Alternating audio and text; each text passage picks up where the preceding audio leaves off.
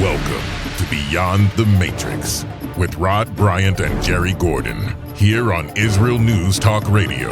Unplug, strap yourself in because you are about to move beyond the Matrix.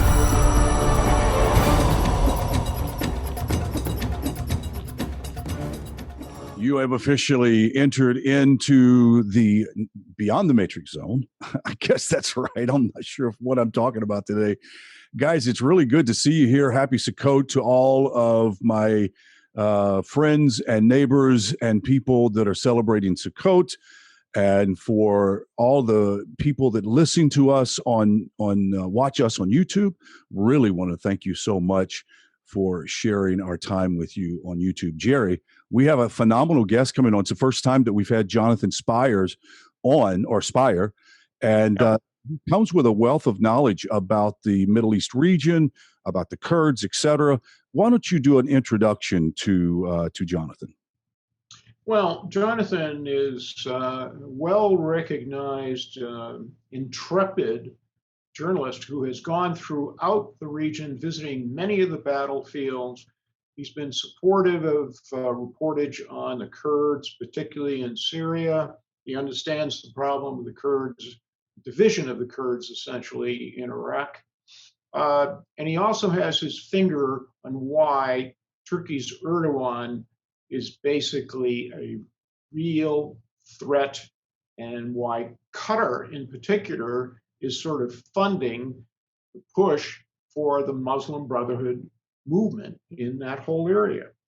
Now, John Spicer is basically a research fellow at the Jerusalem Institute for Strategic Studies. He's been well published in articles in journals in places like the Jerusalem Post, Times of Israel, Foreign Policy here in the United States, and in the Wall Street Journal. So he's got a lot of heft and attraction in media, and he also has his head screwed on about what the priorities are for both the U.S. and Israel dealing with these threats in the region. One of the things that we're going to also poke at while we're here is the very fact that the Abraham Accords with the UAE and some of the Arab states could very well marginalize Turkey and Erdogan and some of the other organizations that are meddling around in Syria and the Mideast. So we got a lot of stuff to talk about. Jerry, great job on pulling this guy up. I'm really looking forward to the interview. Guys, don't go anywhere. Just stick around. If you're watching on YouTube, we'll just continue to watch until we have our guest on. So we'll see you in just a moment here on Israel News Talk Radio. Okay. Israel News Talk Radio. We are glad you have joined us in the first segment of Beyond the Matrix here on Israel News Talk Radio. If you're joining us also on YouTube, Nativ Online, N-E-T-I-V Online, one word. We would appreciate you subscribe and also give us your feedback. We have our guest, which we've never had before on the show. And as most of you know, we're very connected with what's going on with the Kurds, the Kurdish people. And our guest has a very interesting relationship with the Kurdish people, to his own peril, I would guess, at times. And so, number one, I would like to know, why has the U.S. State Department barred you from entering the country? And why do you suspect that it's Turkey's Erdogan that's behind it? Thanks, Rod. Well, look, first of all, I want to start by saying the following. There's been some encouraging signs in recent days that this issue could be well on its way to resolution, which makes me very happy, and I'm optimistic about that. So let me start by saying, I think this is going to be sorted out. There's going to be a good conclusion to it, I think, and we'll be able to put it behind us. With regard to why I think it may well have been Turkey that was responsible, or in some way or other involved in this issue, is just because I know the positions that I tend to come from when I'm doing my writing. Let's say I know the people I'm very critical of. There's a list of them, and the current government of Turkey is one of those, is on that list. And who else is on it? The Islamic Republic of Iran, ISIS, Hamas, Lebanese Hezbollah, Now, the only one of the countries on that list that in any way could possibly have any influence on a US government decision would be Turkey. The others just couldn't. And, you know, I've covered, as you mentioned, the Kurdish story closely. I'm certainly not a loyalist or partisan of any Kurdish movement. I'm not a Kurd myself, but I am very supportive of Kurdish rights and national aspirations. And I think we know from the record that, you know, the government of Turkey is opposed to anybody who holds those positions.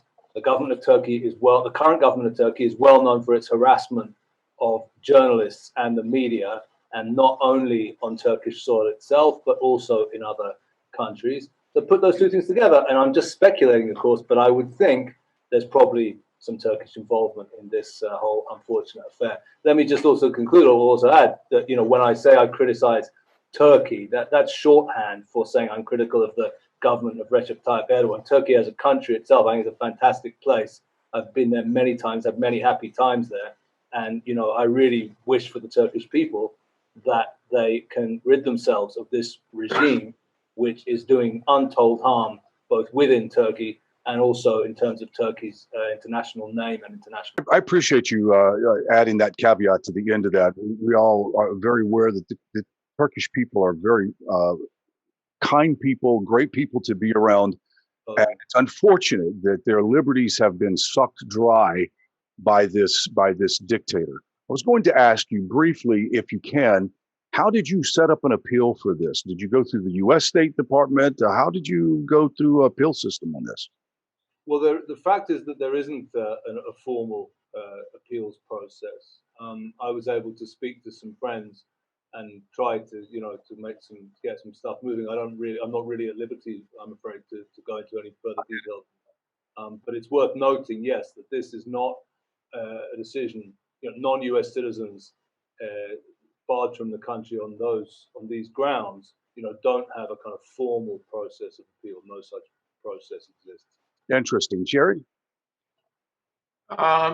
John, how dangerous are Erdogan's threats to the Levant in the Middle East?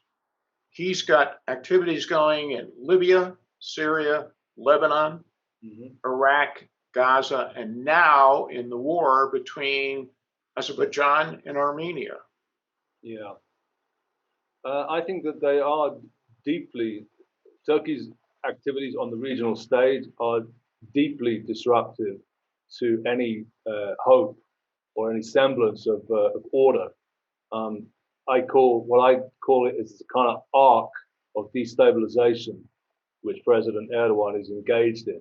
But we can now add Armenia and Azerbaijan to the list. But if you think of it geographically, excluding Armenia and Azerbaijan for a moment, you can trace a kind of contiguous line of Turkish destabilization, which stretches all the way from western Iraq, you know, which Turkey actually launched an invasion of earlier this year, and the Turks now have a kind of 30-kilometer so-called security zone or zone of occupation across the border into Iraq.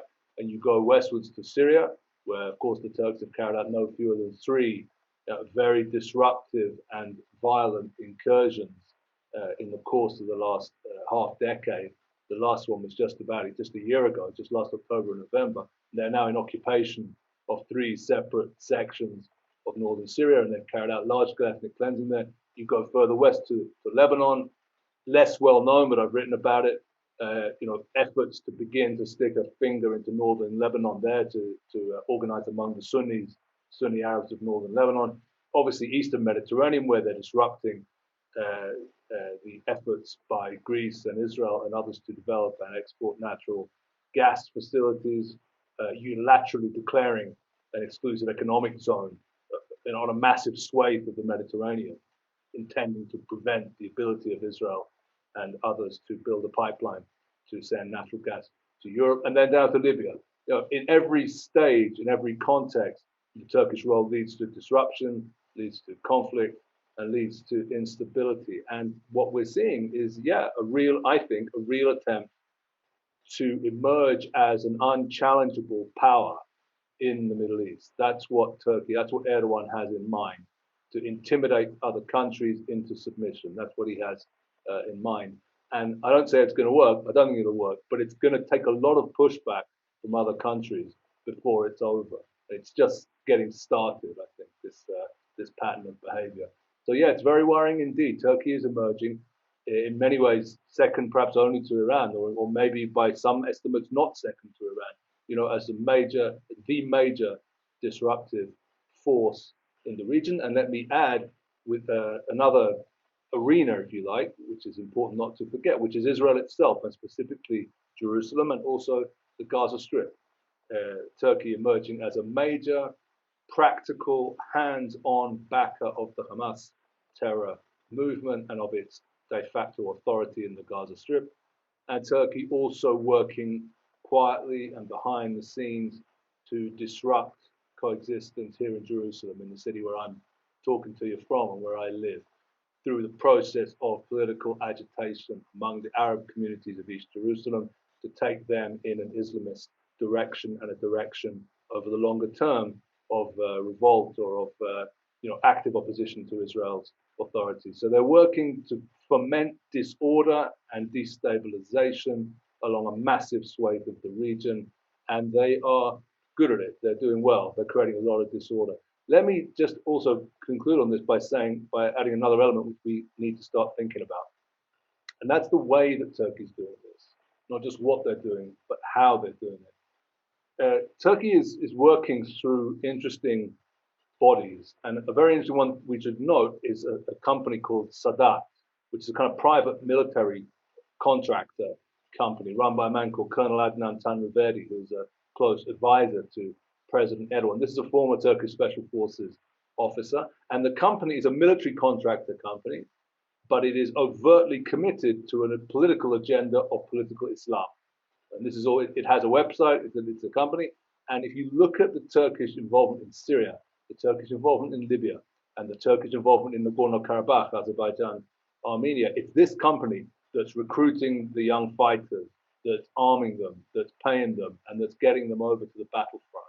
So it's an interesting way that Turkey's working. It's not always working through the official Turkish state, often in a similar way to what Iran does, and in a similar way to what Russia does. It's working through kind of quasi-private agencies, which enables it to get away with all kinds of stuff that you can't get away with if you're using the official bodies of a state. That is really interesting news. I was actually trying to figure out what type of proxy military are they using? Are they using indigenous forces, et cetera? This makes completely good sense. Yeah. My thought process while hearing you explain this is that the recent new relationship, or put it this way, the public relationship between the UAE, the Israelis, and Serbia, et cetera, wouldn't Turkey's Erdogan be risking marginalizing himself to not be ineffective at all if the Arab states join with Israel? Yeah, I think that's right. I mean, I think that Turkey is marginalizing itself. I think this pattern of behavior is getting Turkey into trouble with, an astonishingly long list of countries. I mean, if we think, we'll talk about the Emirates in a moment with regard to your question, but if we think for a moment about Libya and the Eastern Mediterranean arena, Turkey's on one side, and on the other side are Israel, Cyprus, Greece, Italy, and France, and Egypt, and Jordan also is supportive of that side. So, it's a very, very long coalition. Turkey's bringing people together. You know what I mean? It's bringing them together against Turkey because they have a common adversary in Turkey. So yes, that dynamic does apply. And I think that it also applies in the growing closeness of Israel and a number of key Gulf countries. Undoubtedly, Iran and the Iranian threat just across the Gulf was a major factor in bringing Israel and the United Arab Emirates together. But yeah, it's a good point to note that Turkey, and specifically the Muslim Brotherhood element, is a matter of grave concern to the United Arab Emirates. They've been more proactive indeed on that issue than Israel has been in recent years. They really feel this very strongly, and they've been very proactive in all kinds of channels.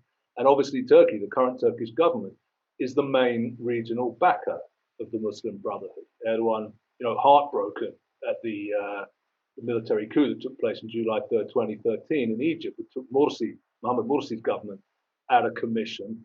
That was the main hope from Erdogan's point of view. And yeah, so absolutely, Emirates and Turkey on opposite sides of this, and that's helping to bring Israel and the Emirates closer. Excellent, brilliant explanation. We'll be right back after these messages. We have Jonathan Spire with us, and don't go away. We'll be right back after this.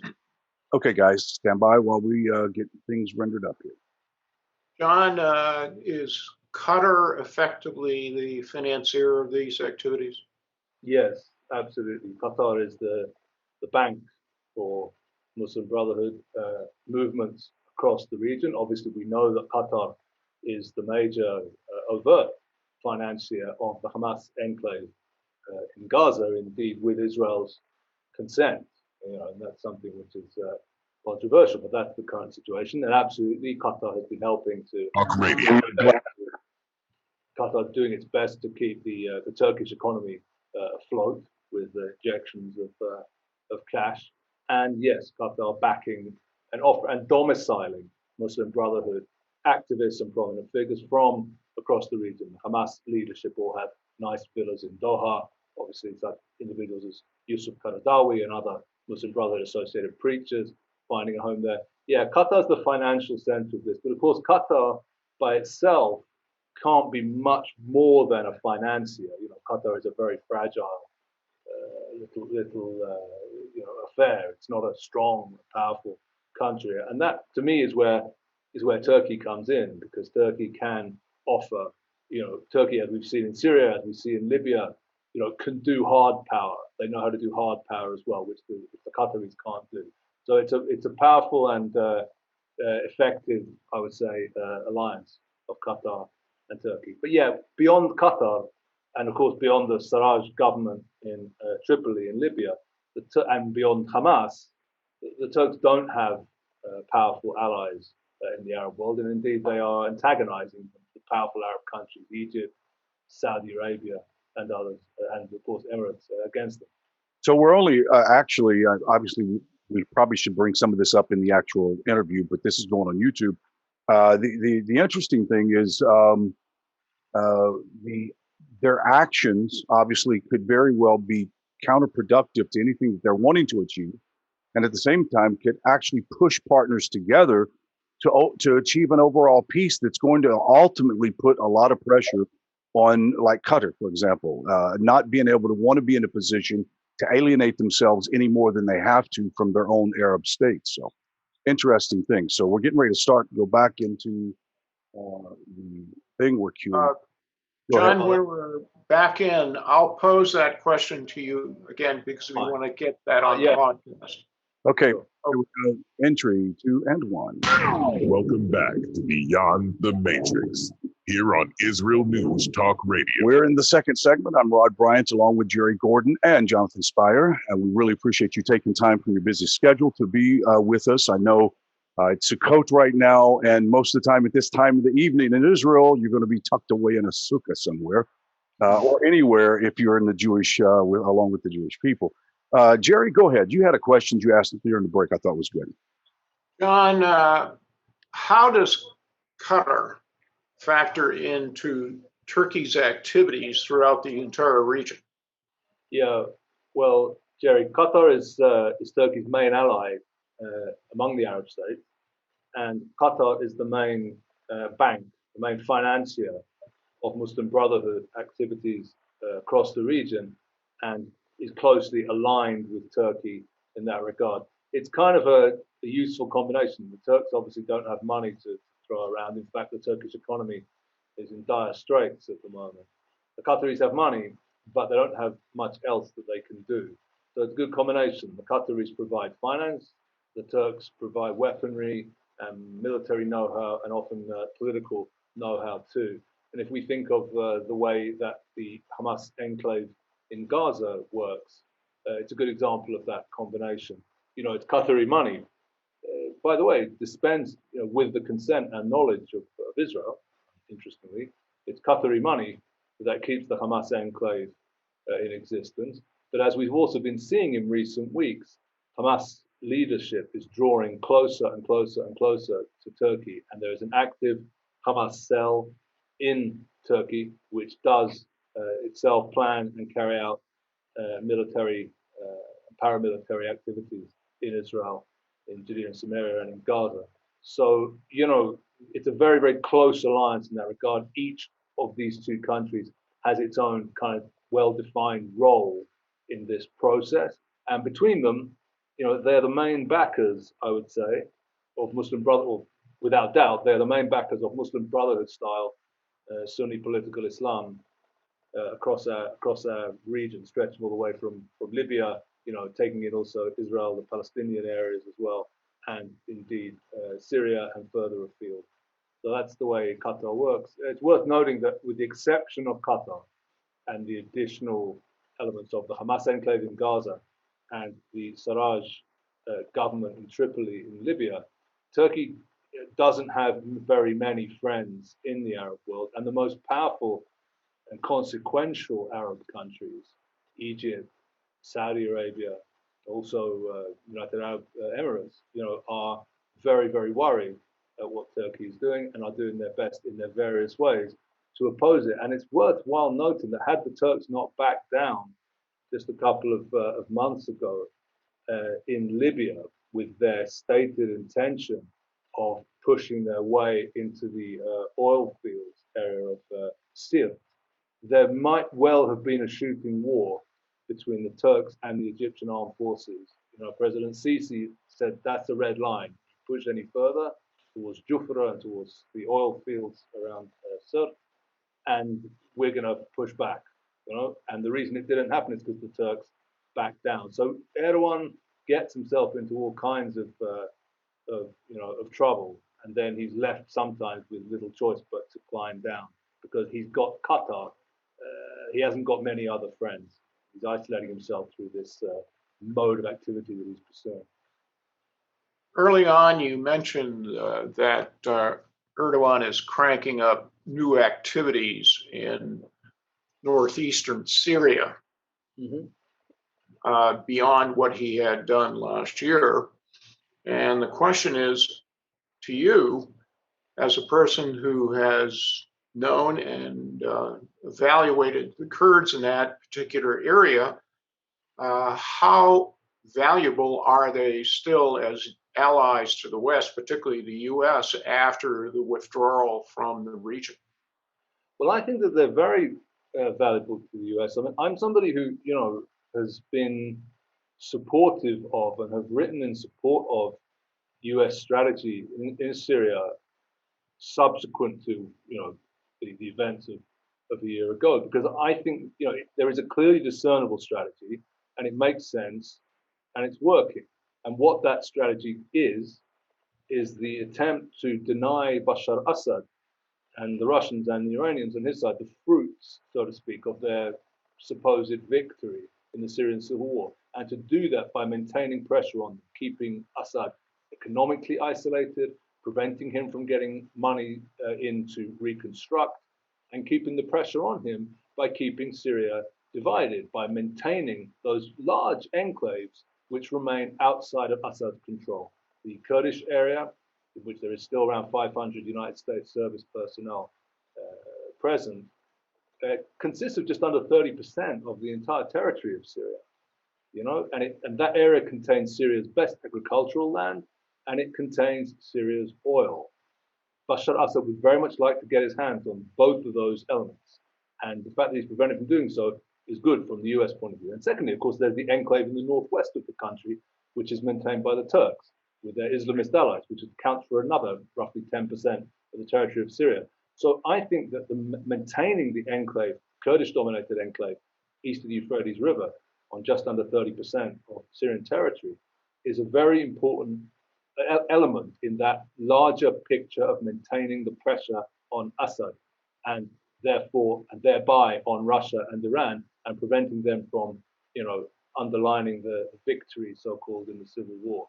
So in this respect, I think that, the continued American presence in that area makes sense. And as we have seen, it's low cost.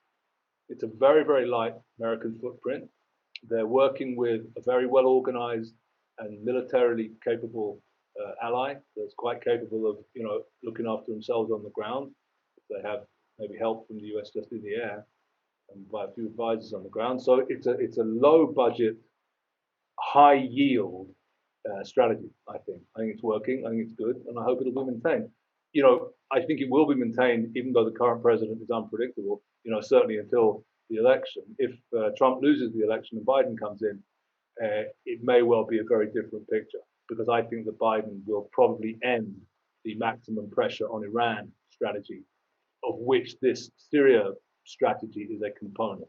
So everything will be up in the air maybe after November. But right now, this is a strategy that's been working, that makes sense, and I certainly would like to see it continue. Is it possible that the current administration and maybe some of the allies to the United States and Israel could use that region that is so prosperous and as far as very much wanted by the Syrian regime back? Could that not be used as a great bargaining chip to get them to disavow some of the things that they have continued to do for so long in their civil war? Yeah, I mean, I think that's the idea.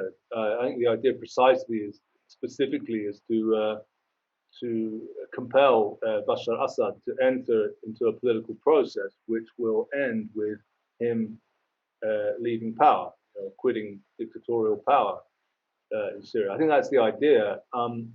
Personally, I think it has little chance of bearing fruit, in the sense that I don't think Bashar Assad will comply or surrender to those demands. I think what he'll carry on doing is being defiant in continued alliance with Iran and with Russia. But certainly from an Israeli point of view, that's kind of okay too. I mean, if he continues to be defiant and he just remains weak and isolated and poor, that's okay too.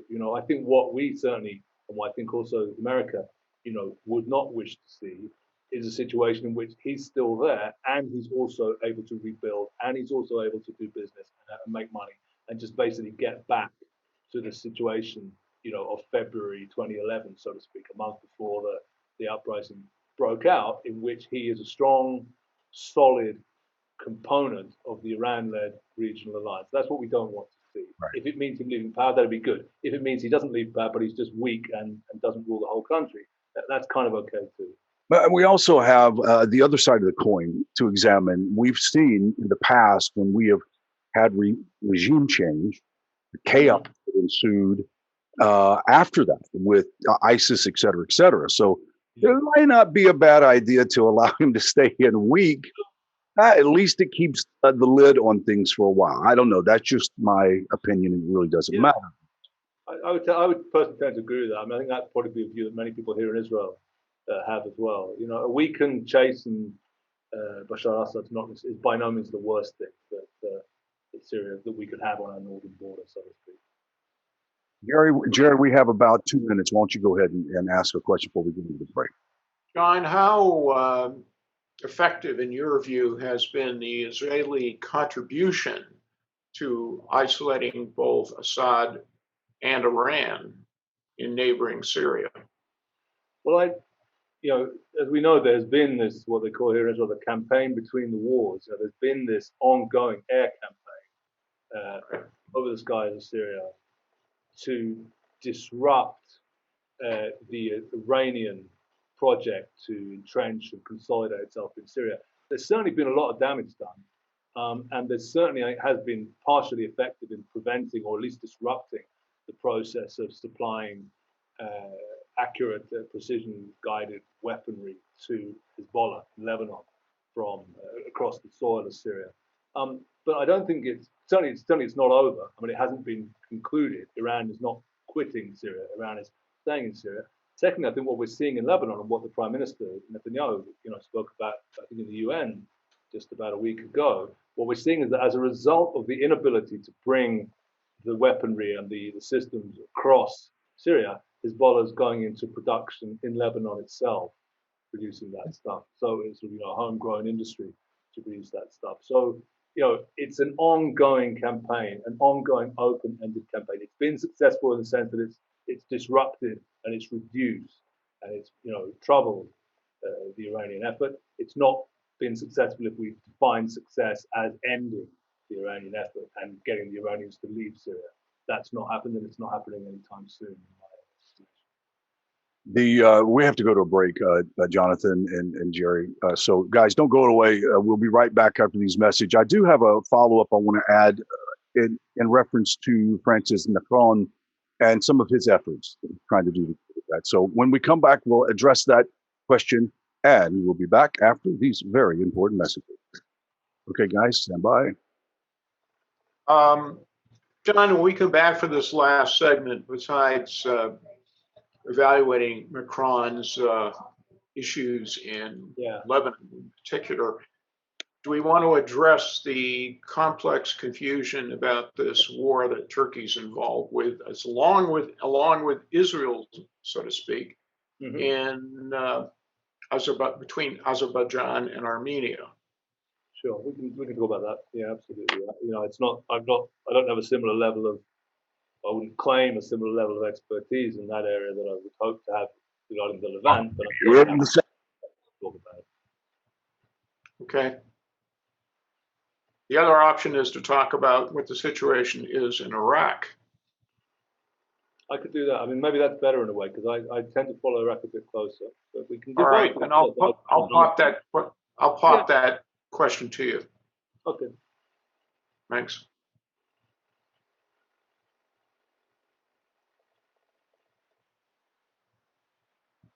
Rod? Yes, sir. After the break, you pop him the question about Macron in Lebanon, and then I'll pop him the question about the Iraq situation, which seems to be deteriorating. Sounds good. By the way, John, it's good to have you on. It really is. Yeah. Guys, thank you for watching YouTube. Just want to remind you, subscribe, and also share the video as much as you can on Facebook and your favorite social media. We really appreciate the comments. Also, it really means a lot to us. It's a sort of a new venture for Jerry and I, so it's we're going to see how it works. We just want to get your feedback, trying to improve the quality of the video, etc. We're kind of limited with the platforms we have right now, and so we'll see. Give us some time. We'll make better improvements as we go along. Okay, guys, stand by. We're getting in queue.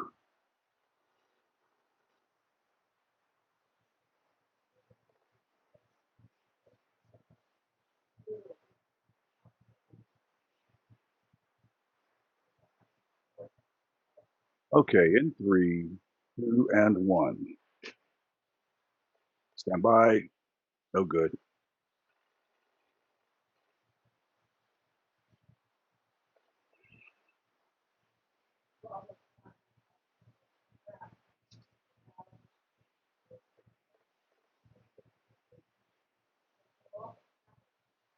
Hold on, I just had a snafu. I got to fix this thing real quick on the. Okay. In 3, 2, and 1. Welcome back to Beyond the Matrix, here on Israel News Talk Radio. Appreciate you guys sticking around. We're in the final segment. I'm Rod Bryant, along with Jerry Gordon and Jonathan Spire. We've been talking about just to get a new Mideast update, and we'd been talking a bit about the Kurds, and we sort of shifted around to Turkey's sort of meddling within the Mideast. And now I'd like to ask, because the last question had to do with Syria, Iran still messing around in Syria, the proxy armies that are there in the country. There has been some pressure on France's Prime Minister Macron as undertaking an effort to contain Hezbollah. How realistic is that given Iran's control and support of the Shia in the territory? Well, I think that we're already seeing the answer to that question in practice, which is that Macron, the statements that Macron made at the end of September 27th, expressed the extreme frustration that the French president clearly feels at what is very plainly his absolute inability to impact on the political situation in Lebanon, the political parties in Lebanon, and his complete inability to induce them to form the kind of government that he wants, a government of not based purely on, divisions according to religious or sectarian loyalties. He hasn't managed to do that because it cannot be done. He's basically in my view at least, the project of President Macron was completely divorced from Lebanese reality. The fact is that, Hezbollah and its allies are the force that dominate Lebanon. Iran dominates it through them, and they have no intention of conforming, to the demands of the French president. And if that means that the Lebanese economy and Lebanese people suffer, and they will continue to suffer, and if it even reaches a point which it may well reach, where there are literal shortages of both fuel and food in Lebanon, so be it. Hezbollah and Iran would rather that happen than to, I would say, surrender their control of the country to which is what Macron is kind of pushing for. The French president has made, frankly, some extremely naive statements, I would say, which just in recent weeks, which just betray a lack of understanding. I think he said, I'm not quoting directly, but he said recently, well, Hezbollah has to decide if it's going to be a legitimate force or if it's just a tool of Iran, something like that. What do you mean it has to decide? Everyone except for President Macron, I think, in the region and in the surroundings, already knows exactly what Hezbollah is. Hezbollah is a tool of Iran. It's neither more than that nor less than that. That's what it's going to be. So no, I don't think that President Macron's charm offensive, so to speak, to Lebanese Hezbollah, including officially meeting with a senior official of the organization, has any chance whatsoever of success. On the contrary, I think what needs to happen is sanctions on both Hezbollah and the state that it controls. And I think that France needs to and should follow the direction of other major European countries, including Germany, which have declared Hezbollah as a terror organization. France is currently the holdout on that process in terms of major top European countries. I think France needs to really change direction in that regard. It's not going to work, and President Macron will not have a diplomatic achievement out of any of this. He'll just come out of it looking weak. Could you share or shed some light on why France has such consternation to do this? Why this is happening? Why they're not really coming out against Hezbollah and really making a statement like they're a partner to? Well, I think if I understand them correctly, I mean, I speak to people from the French embassy here in Israel quite regularly. If I understand them correctly, they simply have the view that Hezbollah is, like it or not, is a major player in Lebanon. Therefore, if you want to get anything done, you have to deal with all the factors and all the players. It kind of sounds, in a superficial way, sensible, but of course it's not sensible when you come to realize that Hezbollah is not remotely interested in anything like the outcomes that is to say the French, want. I mean, there's a naivete behind it because there's an assumption behind it that Hezbollah also on some level kind of wants the best for Lebanon, or what will be a rational actor in that regard. Hezbollah is a rational actor, actually. I mean, on a tactical level, it is rational, but it's just pushing for goals that are entirely different to those that the French president would like to see in Lebanon, or indeed, in my view at least, that many Lebanese people also would like to see. Hezbollah doesn't want normalcy. It doesn't care about that because Hezbollah's domination of Lebanon, in a sense, kind of depends on Lebanese political dysfunctionality. Mm-hmm. Hezbollah is the strong force within an extremely rotten and corrupt and broken down public system of public life in Lebanon. And that's exactly the way that Hezbollah likes it. So the only real answer to this right now is going to be more sanctions and keeping the pressure on them. So, yeah, I absolutely do think so. I mean, I think that, again, this policy, the strategy of maximum pressure on Iran, I think is good. I think it's producing results. And I think it should be applied not only to Iran itself, but also to Iran's various clients and indeed satellites in the region. That Lebanon is not correct. It's not correct to describe Lebanon as a client of Iran. It's something much more than that. An Iran-controlled political military force controls Lebanon today. That is the de facto reality we need to come to terms with. Gary, go ahead. John, shifting to Iraq, how divided are the Kurds in its regional government, and also how invasive is Iran, even after the assassination of Soleimani, earlier this year. Yes. Well, with regard to the Kurds, yeah, I'm afraid that the Kurdish politics is extremely divided still. The Kurdish regional government area in northern Iraq is de facto divided into two separate administrative entities, frankly. One centered around the capital city of Erbil and also the city of Dohuk further north, which is controlled, of course, by the Kurdish Democratic Party of Nechiban Masoud Barzani, and then further east, bordering with Iran, centered around the city of Sulaymaniyah, you have a rival administrative entity controlled by the Talibanis and the PUK, Patriotic Union Kurdistan. And then, of course, up in Kandil, that little remote mountainous area of Kandil, you have a de facto area of PKK control. So, yeah, there is this de facto disunity, which I'm afraid is very, very damaging to the Kurdish cause. We saw what happened in 2017 after the referendum in Kirkuk, Right. when the Iranians were able to basically buy off the Talibanis and then set the Talibanis on against the Barzanis, and thus enter into the divide between them, and enable the militias and the Iraqi central authorities to grab at Kirkuk and its surrounding oil wealth.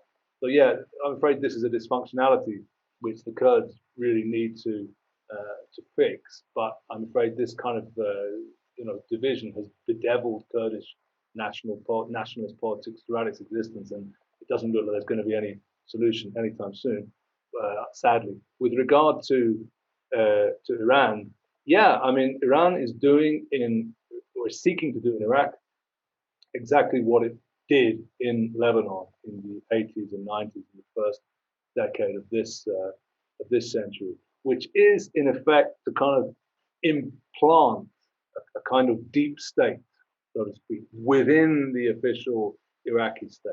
And that deep state, with political and military and criminal and economic elements to it, is, of course, entirely under the control of the Islamic Revolutionary Guards Corps, and via them of the supreme leader in Tehran. That's what they already have in Lebanon.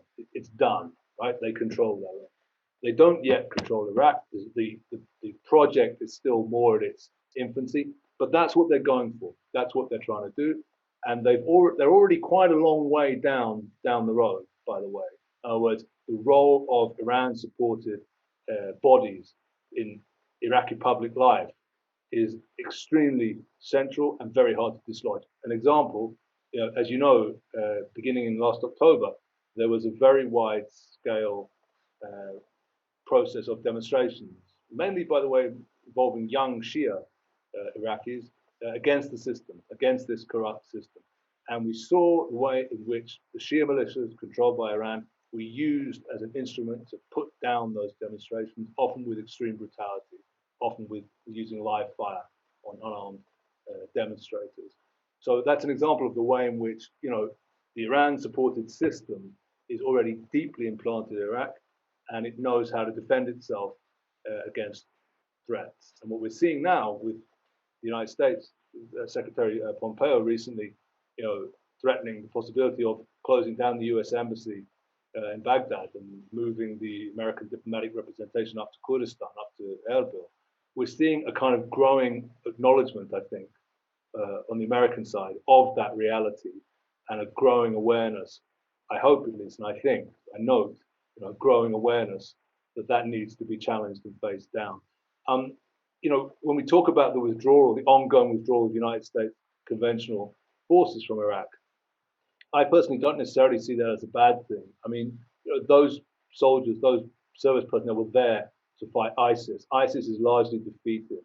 To challenge the Iranian domination of the country, you don't actually need a large complement of US conventional forces. And indeed, often that can be the result of having those people can be just giving the Iranians a bigger target bank, for their ongoing attacks, which they are carrying out on a daily basis against the American presence in Iraq. So you can move it up to Erbil, and you can have a small special forces, intelligence, and diplomatic presence, and you can work through allies and work through clients the way that America is doing successfully in Syria, as we were discussing earlier. You can do that in the Iraqi context as well. There are clients, unlike in Lebanon, there are strong potential partners, and I'm encouraged at the signs that America is beginning to work with those in an effective way. Yeah, that statement that was made by Mr. Pompeo was probably the most refreshing statement of all. When we heard that was an idea on the block. So who knows what's going to happen in the near future? But I think it would be a brilliant move if they could actually do that. Jonathan, we're at the end of the show. Thank you so much for coming on. Hopefully it won't be long till we'll have you back. We've enjoyed ourselves. And until next time, let's all say shalom, shalom. And we'll see you next week on Beyond the Matrix.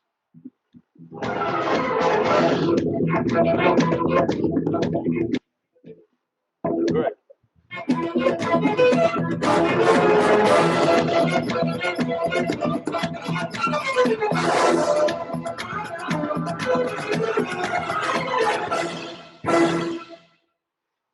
Okay, that was a wrap, guys. It was really good. Jonathan, I hope that you will consider coming back, especially if you have some hot news, maybe some articles or something that you have dropped in the system. You would like to get it spread out a little bit more. Do not hesitate to get a hold of us, okay? Right. Yeah, sure. No, with pleasure, guys. I'm sure we'll speak again, in the near future, I hope. And look, your research and your commentary that you provide and many of the journals is spot on and brilliant. And refreshing. I really appreciate it. Thank you. Really appreciate that. Okay. All right, guys. Take care. See you soon. Take care, John. Thanks.